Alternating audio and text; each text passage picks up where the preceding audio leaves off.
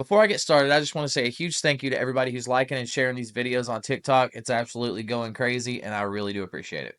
On today's episode of Democrats Who Say Dumb Things, I'm going to let the very honest and forthcoming Rachel Maddow break down exactly what the problem is.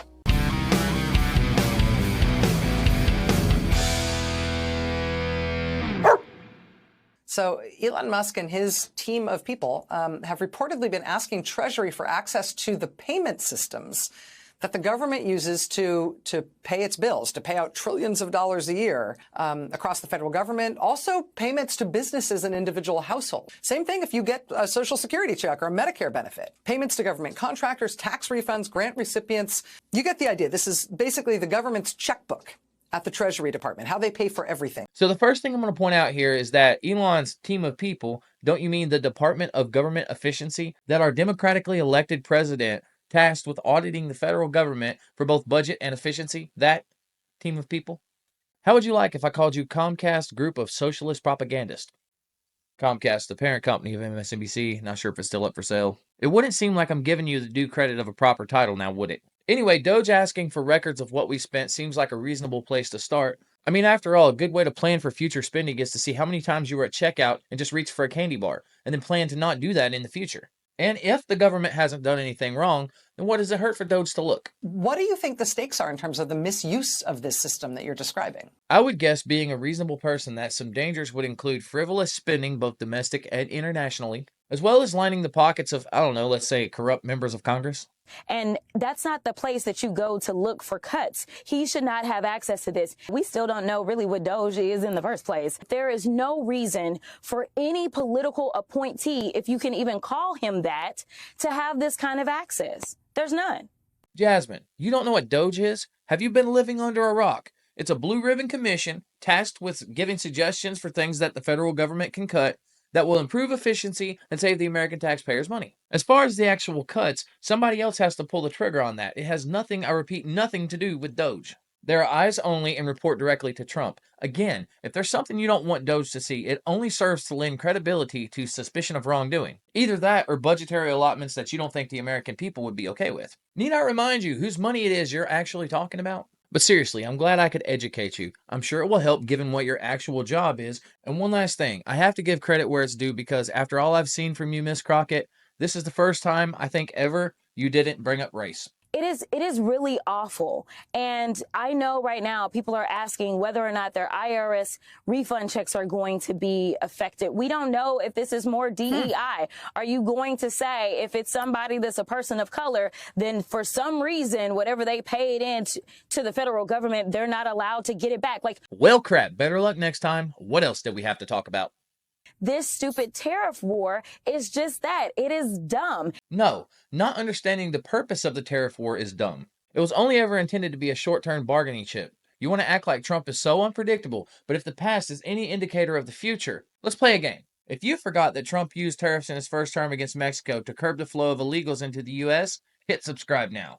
This is not new. It's remembering the might of the United States economy and using it to our advantage. Get good. Understand that the stupid tariff war, which lasted only, 3 days, resulted in our northern and southern borders being locked down tighter than Nancy's face. Can I just ask you, didn't you hear Donald Trump say many times during the campaign he was going to lower prices for the American people? I tried to ignore a lot of the things that he said, but yes, he did say that. He did tell that lie.